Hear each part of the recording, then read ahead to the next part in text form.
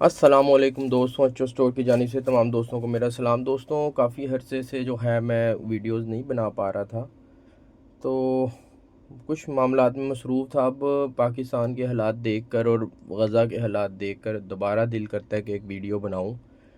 तो इसलिए मैंने कैमरा ऑन किया और वीडियो बनाना शुरू कर दिया आप लोगों के लिए। बेसिकली जो मसला डिस्कस करना चाह रहा हूँ वो इस्लामाबाद में जो मस्जिद शहीद की गई है, तो उसमें लोग बड़े रंजो गम में मुब्तला हैं, लोग फ़िक्रमंद हैं।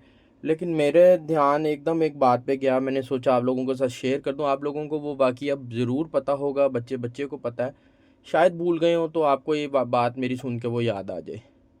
आप लोगों को याद होगा जब हबशा ने खाना काबा के ऊपर हमला किया था, तो आप सल्लल्लाहु अलैहि वसल्लम के जो दादा थे अब्दुल मुत्तलिब, उन्होंने क्या बात की थी।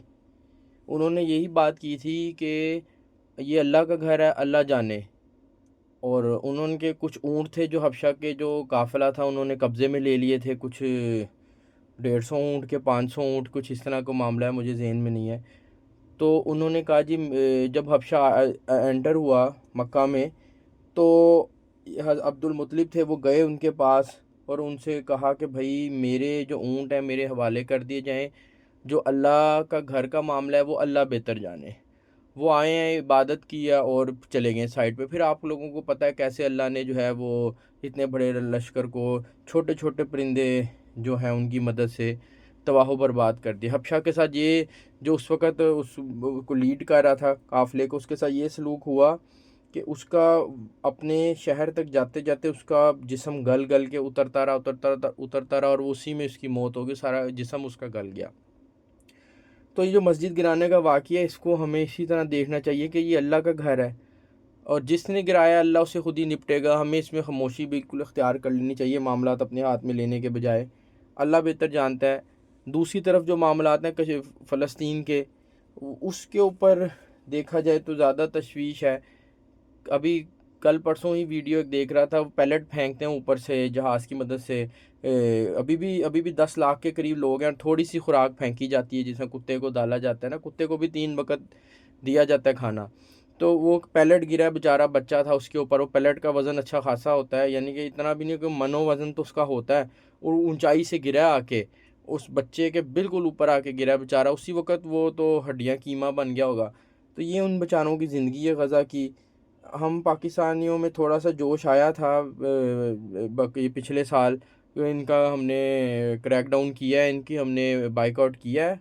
लेकिन फिर वही हालात हैं, वही सारे मामलात हैं। केएफसी आप देखें गुलबर्ग में, जोहर टाउन में केएफसी की बड़ी बड़ी बिल्डिंगें बनी हैं। मैं खाली केएफसी को नहीं कह रहा कुछ भी इस तरह, ओवरऑल कह रहा हूँ कि आप लोग यहाँ जाना नहीं छोड़ते। कोका कोला, पेप्सी, ज़ीरो, सारे अच्छे अच्छे फ्लेवर निकल रहे हैं, एंजॉय कर रहे हैं लोग, सेहतमंद चीज़ें निकाल रहे हैं वो लोग। तो उस तरफ ज़्यादा ध्यान देने की ज़रूरत है। बाइकआउट किया जाए बिल्कुल, इसराइली मसनूआत का बिल्कुल बाइकआउट किया जाए फ़लस्तीनी भाइयों के हक़ में, ताकि कल को क़यामत के दिन जब अल्लाह के हज़ूर पेश होंगे तो कुछ तो कह सकेंगे उस वक़्त अल्लाह को कि या अल्लाह, हमने तो पूरी पूरी अपनी तरफ से जितनी हमारी इस्तिताअत थी, जितनी हमारा बनता था, हाथ पड़ता था, हमने किया फ़लस्तीनी भाइयों के हक़ में। देखें डेली बेस पे लोग मर रहे हैं, भूख से मर रहे हैं। आप लोग सोशल मीडिया देखते हैं, अदाकारों की ज़िंदगी में, व्लॉगर्स की ज़िंदगी में दिलचस्पी रखते हैं, थोड़ी बहुत इस गज़ा के मुतल्लिक वीडियोस देखें, ऑनलाइन आ रही हैं बिल्कुल। जिस तरह वो ढांचे मरे हैं, ढांचों की हालत में मरे हैं बेचारे, कई दिन से भूखे बच्चे हैं उनको। अब माँ जो है, अगर किसी बच्चा, गज़ा की जंग को 2-2.5 साल हो गए, उस दौरान इतने बच्चे पैदा हुए हैं। अब जब माँ ही की कुछ नहीं खाएगी, उसके दूध नहीं बनेगा तो बच्चा क्या खाएगा। ऊपर से पहले ही ग़िज़ाई किल्लत है, ग़िज़ा नहीं मिल रही, माँ का दूध भी नहीं बन रहा, तो वो पैदा होता ही छोटा मुन्ना बच्चा जो है वो बेचारा कैसे सर्वाइव करेगा। और बड़ी ही गंदी जो है, बड़ी ही बेचारी बेचैनी की मौत मरेगा भूखा होके। कभी अपने घरों में नज़र दुराएं, बच्चे बीमार होते हैं तो हम भागे भागे जाते हैं, एक दिन भी वेट नहीं करते। कोई बच्चा रात को बीमार हुआ तो सुबह सुबह पहले काम नाश्ता छोड़ते हैं, पहले डॉक्टर के जाते हैं, उसको ग़िज़ा देते हैं, उसको कीमा खिलाते हैं, यखनियाँ पिलाते हैं, उसको अच्छे अच्छे फल खिलाते हैं।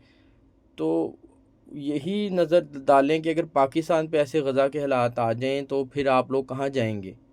कोई बाप ऐसा हो जिसने सारी ज़िंदगी अपने बच्चों को पाला हो, जब अब वो बाप बूढ़ा हो गया है, अब वो अपने बच्चों को कहे कि मुझे कुछ खिला दो भाई, भूख लगी है, तो बच्चा जो है, जो जवान उस वक़्त हो गया है, اس کے دل پہ کیا گزرتی ہوگی. یہ سارے معاملات بیٹھ کے تنہائی میں ذرا سوچنے کے معاملات ہیں.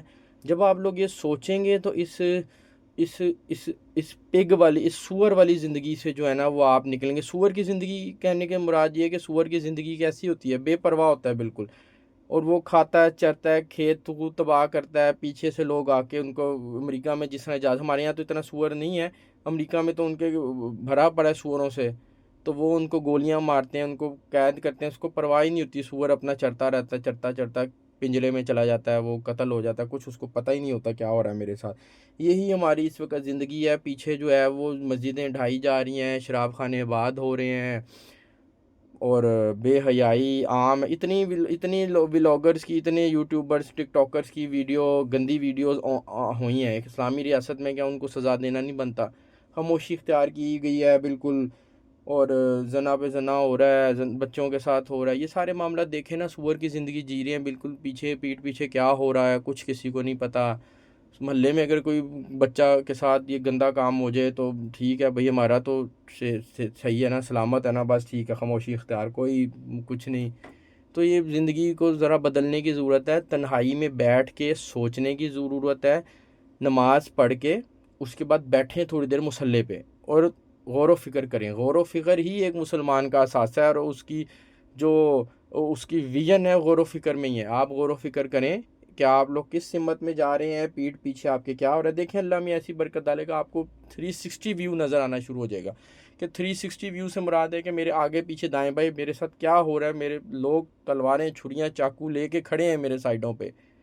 میں غافل ہوں, مزید غافل ہوں گا. جس طرح میرے پیچھے لوگ قتل ہو رہے ہیں, کٹ پھٹ رہے ہیں, اس طرح میری بھی باری آ جائے گی. آپ کو سارا اللہ میں آئیڈیا دے دیں گے. نماز پڑھیں پابندی کے ساتھ, اور 10-15-20 منٹ بیٹھیں. رات کے وقت تہجد میں اٹھیں, گھنٹہ 2 گھنٹہ بیٹھیں, اس پہ بالکل غور و فکر کریں کہ کیا ہو رہا ہے, بچوں کی کیسے تربیت کرنی ہے, کس طرح معاملات کو دیکھنا ہے. بس یہی دعا ہے اللہ سے کہ ہم سب کو جو ہے نا ایک تو راہ راست دکھا دیں اور متحد کر دیں. فلسطینیوں کی جو ہے وہ اللہ میں ان کی آزمائش دور کریں, اور معاملات پاکستان کے بہتر ہو جائیں. آمین جی, شکریہ جی, اللہ حافظ.